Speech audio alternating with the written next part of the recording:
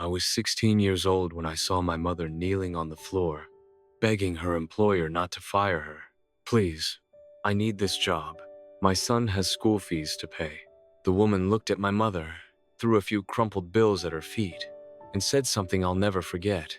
A maid's son will all. I watched my mother pick up the money with shaking hands, and in that moment, I made a promise.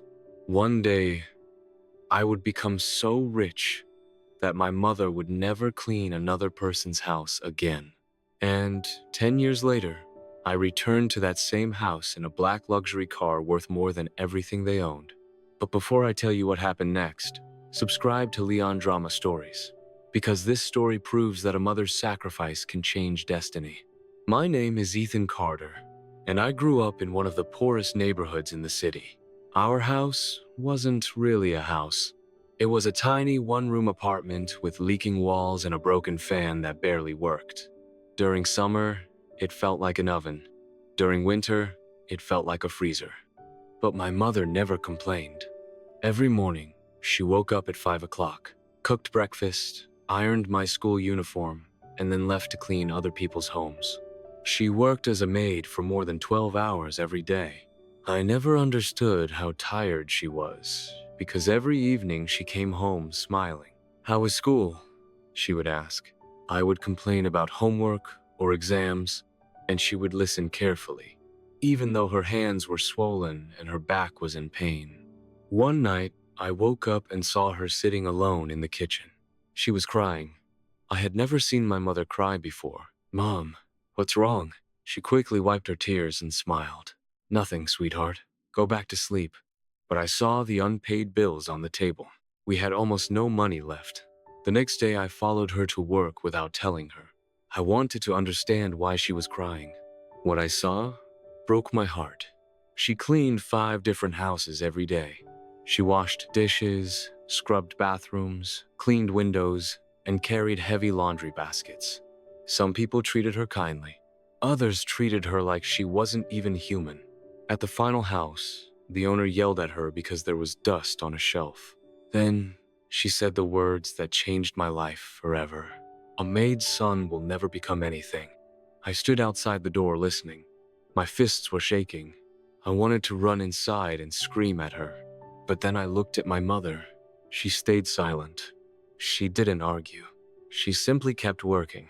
That evening, when she came home, I made a promise. "Mom, one day I'm going to be rich." She laughed. "We don't need to be rich, Ethan. We just need to be happy." "No, I'm serious. I'm going to become a millionaire." She touched my face and smiled. "I already feel rich because I have you." Those words stayed in my heart forever. The next few years were the hardest years of my life. I studied during the day and worked at night. I delivered newspapers. I washed cars. I carried groceries for neighbors. I saved every dollar I could. Sometimes I was so tired that I fell asleep at my desk. But every time I wanted to quit, I remembered my mother's tired hands. I remembered her tears. And I kept going. After high school, I got a scholarship to college. It wasn't easy. I worked 2 jobs while studying business. Most of my classmates came from wealthy families. They had expensive clothes and nice cars. I had 2 shirts and an old backpack. Some people laughed at me. One guy even said, "You don't belong here." I smiled and kept working because I had a dream. Years passed. After graduating, I started a small online business. The first year was a disaster. I lost almost all my savings. The second year wasn't much better. I thought about giving up. One night I called my mother. "I'm a failure." She laughed. "Did you quit?" "No." "Then you're not a failure." Those words gave me strength. I worked harder than ever. I slept 4 hours a night. I learned new skills. I made mistakes. I failed again, but eventually, everything changed. One of my business ideas suddenly exploded.